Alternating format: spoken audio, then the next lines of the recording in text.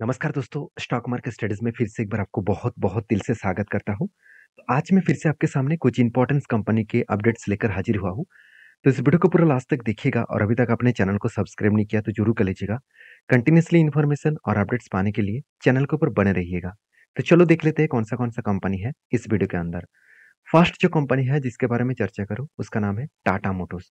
देखिए, टाटा मोटर्स के जो दिसंबर का जो सेल्स का डेटा है वो फाइनली आ चुके हैं। तो किस तरीके से डेटा इम्प्रूव हुआ कि वो आपको यहाँ पे दिखाऊँगा, जहाँ पे आपको एक अंदाज़ा लग जाएगा कि टाटा मोटर्स आगे चल के कितना ग्रोथ कर सकते हैं। तो सबसे पहले मैं डेटा के ऊपर चला जाता हूँ। आप देखेंगे तो टोटल जो डोमेस्टिक सेल्स है, वो 4% के आसपास ग्रोथ हुआ। ऑब्वियसली एक पॉजिटिव पॉइंट है, क्योंकि पिछली बार उतना ज़्यादा ग्रोथ देखने को नहीं मिला था। तो डोमेस्टिकली जो सेल्स है दिसंबर मंथ 2023 76,138 यूनिट का सेल्स हुआ, जो पिछली बार सेल्स हुआ था 72,997 का। तो देखिए सेल्स का जो डेटा है, इस डेटा आपको हर मंथ खत्म होने के बाद मिल जाते हैं। इस डेटा को ज़रूर देखना चाहिए, जहाँ पे एक अंदाज़ा लग जाएगा कि वो कंपनी किस तरीके से ग्रोथ कर रहा है और किस तरीके से आगे बढ़ रहा है। तो देखिए, इस कंपनी की जो नेगेटिविटी कहाँ पे मिला? देखिए, कंपनी का जो कार्गो जो पिकअप वैन है, इसमें हमेशा कंपनी के ऊपर नेगेटिविटी देखने को मिलता है, क्योंकि पिकअप वैन जो है, वो ज़्यादा से ज़्यादा महिंद्रा कंपनी के ऊपर और ज़्यादा से ज़्यादा फोर्स कंपनी के ऊपर आपको पिकअप वैन ज़्यादा से ज़्यादा बेचता हुआ देखने को मिलेगा। तो यहाँ पे कंपनी हमेशा टक्कर नहीं दे पाते हैं, टाटा टाटा मोटर्स नहीं टक्कर दे पाते हैं। तो जो ट्रक्स है, जो बसेस है, उस इंडस्ट्रीज़ में लगातार ग्रोथ करते चले जा रहे हैं। अभी वो मुझे जो जो इम्पोर्टेंस पॉइंट देखना है, वो है ईवीज़ के ऊपर कंपनी का कितना ग्रोथ हुआ। देखिए पिछले बार ईवीज़ का ग्रोथ बहुत कम हो गया था। अभी देखिए टोटल ईवीज़ का जो अ, इंटरनेशनल बिज़नेस और उसके साथ-साथ डोमेस्टिक जो बिज़नेस है, तो इंटरनेशनल बिज़नेस और डोमेस्टिक में दोनों में आंकड़ा को पकड़ूँ तो 29% के आसपास ग्रोथ हुआ। ऑब्वियसली इंटरनेशनल लेवल में कंपनी का जो ईवीज़ है उसका 44% के आसपास सेल्स का ग्रोथ कम हुआ था, जिसके चलते हुए थोड़ा-सा करेक्शन देखने को मिला। उसको रिकवरी भी किसने कर दिया? डोमेस्टिक मार्केट ने। तो कुल मिलाकर जो टोटल सेल्स है, वो टोटल सेल्स के बारे में मैं बात करूँ इलेक्ट्रिक व्हीकल्स के ऊपर, वो भी आप देखेंगे तो 29% के आसपास ग्रोथ हुआ। पिछली बार 3800 का सेल्स हुआ था और इस बार 5100 के आस सॉरी 5000 टोटल यूनिट का सेल्स हुआ। तो एक अच्छा खासा ग्रोथ यहाँ पे देखने को मिला, जिसके चलते मुझे लगता है टाटा मोटर्स के ऊपर और भी ज़्यादा तेज़ी देखने को मिलेगा। देखिए जब कंटिन्यूअसली सेल्स आने के पहले ही मार्केट में तेज़ी देखने को मिला था, सेल्स कंपनी के ऊपर एक लंबा जर्नी हाई वॉल्यूम के साथ देखने को मिला था, तब भी मुझे एक अंदाज़ा लग गया था कि एक अच्छा खासा जर्नी दिखेगा। तो आप कहेंगे सर पिछले दिनों में करेक्शन क्यों हुआ था? क्योंकि मार्केट जब करेक्शन होगा, तो कंपनीज़ के ऊपर तो थोड़ा-सा करेक्शन होगा ही। तो इस कंपनी के ऊपर मैंने एक बिग एंट्री ले चुका हूँ और एक बड़ा-सा टारगेट लेके चल रहा हूँ और मेरा टारगेट अगर 2 साल में भी मिले तो कोई फ़र्क नहीं पड़ेगा, क्योंकि जिस तरीके से पैटर्न्स बना, क्या बना? कप विथ हैंडल, उसके बाद एक छोटा-सा यहाँ पे सॉरी शोल्डर कम हेड कम यहाँ पे शोल्डर किट किया और फाइनली देखिए कब का एंट्री था? 2015 का। 2015 से लेकर यहाँ पे पैटर्न स्केल हुआ है। तो एक लंबा जर्नी तो लगेगा, इतना जल्द से जल्द तो टारगेट नहीं देगा। तो फाइनली क्या हुआ? यहाँ पे ब्रेकआउट हुआ और ब्रेकआउट कन्फर्मेशन भी हुआ। उसके बाद देखिए रिट्रेसमेंट भी किया और अभी देखिए धीरे-धीरे करके कंपनी आगे बढ़ रहा है। और मज़ेदार बात यही है कि कंपनी के अपसाइड में कोई भी रेजिस्टेंस नहीं है, क्योंकि कंपनी लाइफ टाइम नहीं कहूँगा, क्योंकि कंपनी के ऊपर बहुत बार स्प्लिट बोनस मिला था, तो इसलिए कंपनी लगातार 52 वीक हाई को वो ब्रेक करते आगे बढ़ रहा है।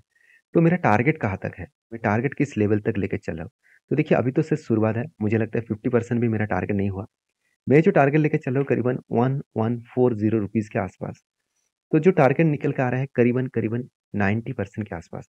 तो 90% के आसपास टारगेट, अगर ये टारगेट मुझे 2 ढाई 3 साल में भी मिले, तो भी कुछ फ़र्क नहीं पड़ेगा। 3 साल में 30% के आसपास गेन मिलना कोई इतना कम है क्या? मेरे हिसाब से तो नहीं, मेरे हिसाब से बेस्ट है। बाकी आपकी क्या राय है इस कंपनी के ऊपर? ज़रूर कमेंट्स करके बताना। तो नेक्स्ट जो कंपनी उसके बारे में बात करूँ, उसका नाम है मारुति सुजुकी लिमिटेड। इस कंपनी के ऊपर एक बिग नेगेटिव सेंटीमेंट देखने को मिले, क्योंकि जो लोगों का एक्सपेक्टेशन नहीं था, क्योंकि दिसंबर का मंथ था, फेस्टिवल का माहौल था, उस टाइम में सबसे ज़्यादा गाड़ी बेचना चाहिए था, मगर मारुति सुजुकी ने उतना ज़्यादा गाड़ियाँ नहीं बेचा। इसके पीछे एक रीज़न है, क्योंकि मारुति सुजुकी आज तक कोई भी ईवीज़ इलेक्ट्रिक व्हीकल मार्केट में लॉन्च नहीं किया। जहाँ पे टाटा मोटर्स ने लॉन्च कर दिया बहुत पहले ही और उसके साथ-साथ महिंद्रा भी लॉन्च कर दिया। तो उसको टक्कर नहीं दे पाए। पैसेंजर व्हीकल जितने सारे कंपनीज़ है, उसको टक्कर देने के लिए मारुति को भी ईवीज़ मार्केट में लेके आना पड़ेगा, क्योंकि लोगों को एक अ, फ्यूचर विज़न के हिसाब से लोग अभी ज़्यादा से ज़्यादा इलेक्ट्रिक व्हीकल्स बाइंग कर रहे हैं। तो इलेक्ट्रिक व्हीकल्स बाइंग ज़्यादा ज़्यादा होंगे, तो लोगों का डिमांड उसी कंपनी के ऊपर रहेगा, जो कंपनी इलेक्ट्रिक व्हीकल बना रहा है। तो सबसे ज़्यादा इलेक्ट्रिक व्हीकल्स कौन बना रहा है? टाटा मोटर्स। तो ईवीज़ मार्केट में अभी तक मारुति सुजुकी एंटर नहीं हुआ। कंपनी बता रहा है 2025 से पहले वो फर्स्ट ईवीज़ गाड़ियाँ मार्केट में लॉन्च करेंगे। तो अभी भी बहुत टाइम बाकी है। अभी तो सिर्फ 2000 मतलब 2024 अभी तो शुरुआत है, अभी तो सिर्फ स्टार्टिंग हुआ है। अभी देखा जाएगा, बहुत टाइम बाकी है, उस टाइम के अंदर बहुत कुछ सिनेरियो चेंज हो सकते हैं। तो मैं इतनी सारी बात इसलिए बता रहा हूँ क्योंकि कंपनी के जो सेल्स का डेटा है आप देखेंगे, तो मारुति सुजुकी 6.5% का डिप देखने को मिला और वो भी पैसेंजर व्हीकल सेल्स के ऊपर। डिप मतलब डाउन साइड, मतलब डिक्लाइन देखने को मिला। तो कहने का मतलब है कि कंपनीज़ के ऊपर जो एक्सपेक्टेशन किया जा रहा था कि सेल्स का आंकड़ा अच्छा खासा दिखेगा, मगर यहाँ पे हो गया कुछ उल्टा।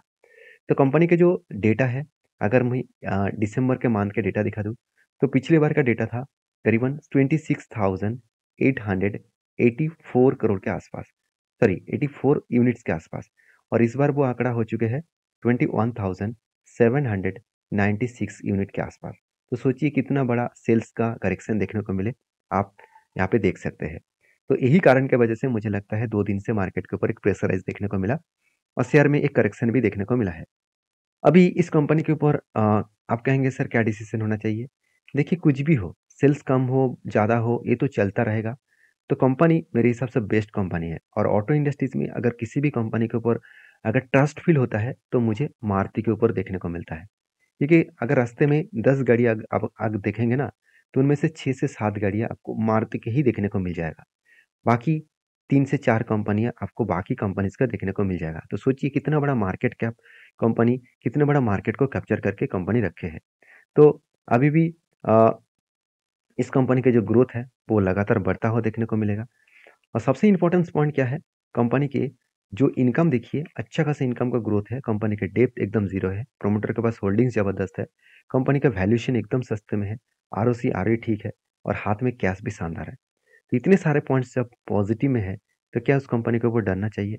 हाँ, बोल सकते हैं कि सर कंपनी का पैग रेशियो 48 है, बहुत ज़्यादा हाई है, बिल्कुल, बहुत ज़्यादा हाई है। क्योंकि कंपनी का पैग रेशियो होना चाहिए था 1% के नीचे, तो यहाँ पे 48% के ऊपर है, मतलब कितना ज़्यादा हाई है, आप सोचिए एक बार। तो फिर भी कंपनी के ऊपर जो मतलब क्वार्टरली जो रिज़ल्ट है, वो देखेंगे, तो सेल्स में आपको कभी भी कमियाँ देखने को नहीं मिलेगा। सेल्स लगातार बढ़ता हुआ देखने को मिले, एक्सपेंस को भी कंपनी कंट्रोल करने के बाद कंपनी का हाईएस्ट प्रॉफिट जनरेट देखने को मिला। पिछले कुछ क्वार्टर्स में 4%, 9% के आसपास कंपनी का ऑपरेटिंग प्रॉफिट मार्जिन देखने को मिलता था। इस बार वो बढ़ के हो चुके 13% के आसपास। तो एक अलग लेवल का हाई प्रॉफिटेबिलिटी ग्रोथ देखने को मिले है।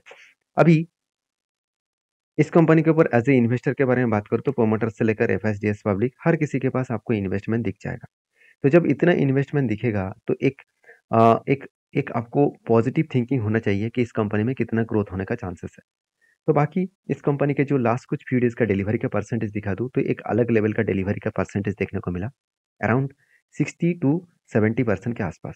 तो आप देख सकते हैं किस तरीके से हाई ग्रोथेबल डिलीवरी का परसेंटेज देखने को मिले।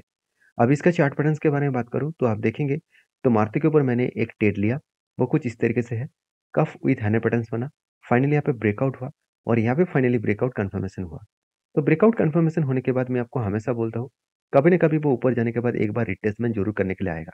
तो फाइनली यहाँ पे रिट्रेसमेंट किया और मुझे लगता है 200 डेज़ ईएमए को भी वो टच करने वाला है। तो यहाँ पे रिट्रेसमेंट करने के बाद अगर धीरे-धीरे करके अपट्रेंड में गए, तो जो टारगेट निकल के आ रहा है मेरा, वो करीबन 11,500 के आसपास। जो मैं टारगेट लेने वाला हूँ और जो टारगेट बनेगा करीबन 17% के आसपास। अभी कब टारगेट होगा, किस तरीके से होगा, वो तो मुझे पता नहीं है। वो अ, वो तो कंपनी खुद डिसाइड करेगा, मतलब मार्केट डिसाइड करेगा, कंपनी डिसाइड नहीं करेंगे। मार्केट डिसाइड करेगा, तो मार्केट में ये चीज़ों को आपको प्रेडिक्शन करके चलना पड़ेगा और जो लोग आपको बता रहे हैं कि इतने दिनों में टारगेट मिलेगा और 100% टारगेट मिलेगा, तो मेरे हिसाब से वो आपको बेवकूफ़ बना रहा है। तो इस तरीके से मार्केट में कोई भी पॉसिबिलिटी नहीं है कि वो कोई बता दे 100% गारंटी से स्विंग ट्रेडिंग में टारगेट बनेगा। हम हमेशा आपको एक प्रेडिक्शन करके चलना पड़ेगा। तो मेरी वीडियो अगर अच्छा लग रहा है तो प्लीज़ लाइक करना और हमेशा मैं बोलता आया हूँ, मेरे वीडियो से सारी चीज़ों को सीखिए, सीख कर खुद बैक टेस्टिंग करिए, उसके बाद काम करिए।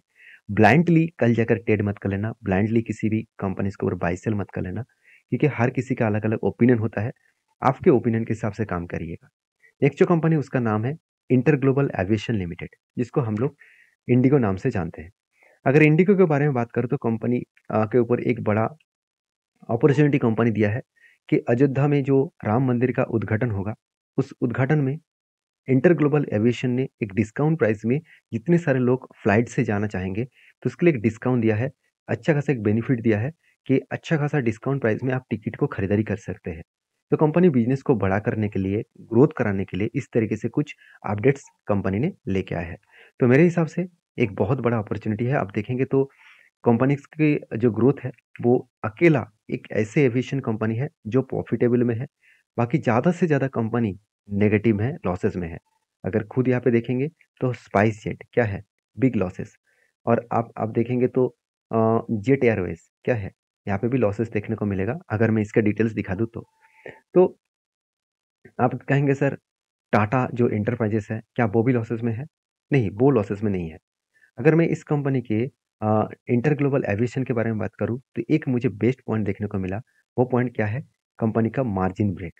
अभी मार्जिन ब्रेक के ऊपर 1 दिख रहा है, ये मेरा खुद का एनालिसिस है और मैं खुद इस स्ट्रैटेजीज को ऐड किया हूँ। वो ऐड इसलिए किया हूँ कि जब भी आपको किसी भी सालों में कोई भी मार्जिन ब्रेक 1 दिखे तो सोचना कंपनी ने इस बार मार्जिन को इम्प्रूव किया। मान के चलिए पिछले बार 500 करोड़ था, इस बार उन्होंने 600 करोड़ किया। मैं एग्जांपल दे रहा हूँ। तो यहाँ पे इम्प्रूव हुआ 100 करोड़ का। तो इसी कोई भी अगर इम्प्रूवमेंट दिखे तो यहाँ पे आपको 1 दिखेगा।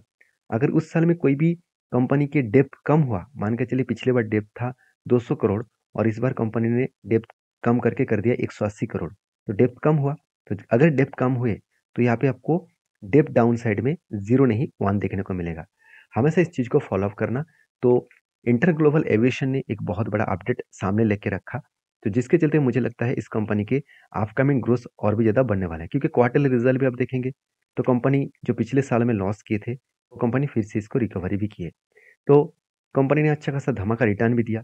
21% के आसपास एवरेजली आपको साल भर में रिटर्न मिला है। तो कंपनी के जो सेल्स का ग्रोथ है, कंपनी का जो प्रॉफिट का ग्रोथ है, उसके साथ-साथ रिटर्न ऑफ इक्विटी, ये सब कुछ आप देखेंगे तो इस कंपनी के ऊपर आपको सबसे पहले यही चीज़ को समझना पड़ेगा। तो समझना पड़ेगा मतलब क्या है? समझना पड़ेगा मतलब है कंपनीज़ के ऊपर हाई वोलेटिलिटी भी देखने को मिलेगा क्योंकि एविएशन इंडस्ट्रीज़ में बहुत ज़्यादा प्रॉफिट मार्जिन में बहुत ज़्यादा इम्पैक्ट देखने को मिलता है। तो इसीलिए एज़ ए इन्वेस्टर, प्रोमोटर से लेकर एफआईएस पब्लिक ने निवेश तो किया। तो प्रोमोटर के पास अच्छा खासा होल्डिंग्स है, एफआईएस और डीएस का भी अच्छा खासा होल्डिंग्स है क्योंकि कंपनी के ऊपर अच्छा खासा रिटर्न जो मिलते हैं। अगर कोई भी एक एविएशन कंपनी के ऊपर निवेश करने के लिए आप सोच रहे हैं, तो आप इंटर ग्लोबल एविएशन के ऊपर फोकस रखिएगा। तो आपके क्या डिसीजन है इस कंपनी के ऊपर ज़रूर कमेंट्स करना। और मैं इसके चार्ट पैटर्न्स के बारे में बात करूँ, अगर मैं इंडिगो के ऊपर चार्ट पैटर्न्स के बारे में बात करूँ, तो इंडिगो एविएशन के बारे में चर्चा करूँ तो इसके ऊपर एक टेक्निकली चार्ट पैटर्न बना है। चलो मैं यहाँ पे दिखा देता हूँ। देखिए यहाँ पे क्या पैटर्न्स बना था, एक कफ विद हैमर पैटर्न्स बना और फाइनली क्या बना, यहाँ पे ब्रेकआउट हुआ और ब्रेकआउट कन्फर्मेशन भी हुआ। मैं थोड़ा-सा ज़ूम करके आपको दिखा देता हूँ। देखिए ब्रेकआउट कन्फर्मेशन कहाँ पे हुआ, यहाँ पे ब्रेकआउट हुआ और यहाँ पे कन्फर्मेशन मिला। और मुझे जो एंट्री लेवल से टारगेट तक मिला, करीबन 10% के आसपास टारगेट मिला। तो आप कहेंगे सर 10% में क्या होगा? देखिए, कंपनी 9 दिनों में 10% का टारगेट दिया, 9 दिनों में। तो इससे अच्छी बात क्या हो सकता है? 9 दिनों में 10% का टारगेट मिला, तो आप कहेंगे सर फिलहाल के लिए क्या करना चाहिए? देखिए, फिलहाल के लिए इस कंपनी के ऊपर कोई भी मेरे तरफ से कोई भी ट्रेड मैं नहीं लूँगा क्योंकि अभी कोई भी सिचुएशन बनने दीजिए, कोई भी लेवल्स बनने दीजिए, तब कुछ डिसीज़न बनता है। फिलहाल के लिए हर जगह पे एंट्री लेना एक बहुत बड़ा नेगेटिव सेंटीमेंट क्रिएट करेगा। तो नेक्स्ट जो कंपनी उसके बारे में चर्चा करूँ उसका नाम है एम लखाम सी इंडस्ट्रीज लिमिटेड। तो अभी ये कंपनी कौन सा है? देखिए ध्यान दीजिएगा इस कंपनी का, इसका मार्केट कैप कितना है? सिर्फ 0.70 करोड़ के आसपास, मतलब करोड़ों में नहीं लाखों का कंपनी है, सिर्फ 70 लाख का कंपनी है। तो इस कंपनी के ऊपर निवेश करने से पहले एक बार नहीं 8 बार सोच लेना। तो आप कहेंगे सर इसका वीडियो आपने क्यों लेके लेके लेके आए हैं? क्योंकि देखिए कुछ अपडेट जब बोनस और स्प्लिट का अपडेट मिलता है तो मैं आपके साथ शेयर करता हूँ। निवेश करना है कि नहीं करना है वो आपके हाथ में है। और मैं रिक्वेस्ट करूँगा इस तरीके से कंपनी दूर रहिए। इस तरीके से कंपनी से दूर रहिए क्योंकि इस तरीके से कंपनी आपको बुरी तरीके से फँसा सकते हैं। कंपनी आपको झांसे में लेंगे किस बेसिस में? कंपनी आपको कहेंगे कि चलो मैं आपको बोनस देने वाला हूँ और इस बार बोनस भी कितना देने वाला है वो देख लीजिए। हर 50 शेयर के बदले आपको 1 शेयर मिलेगा। तो आपको ये देखकर तो आप खुश हो जाएँगे कि 1:50 मतलब 1:50 तो आप सोच रहे हैं कि 1 के बदले 50 शेयर मिलेगा? बिल्कुल नहीं, आपको 50 के बदले 1 शेयर मिलेगा। तो खुश मत हो जाना, आप इस कंपनी को बस स्टडी करना, उसके बाद कोई डिसीज़न लेना। तो ये था कुछ कंपनीज़ की अपडेट। वीडियो में अगर जानकारी अच्छा मिले तो प्लीज़ लाइक करना। मिलते हैं नेक्स्ट वीडियो में, तब तक के लिए धन्यवाद।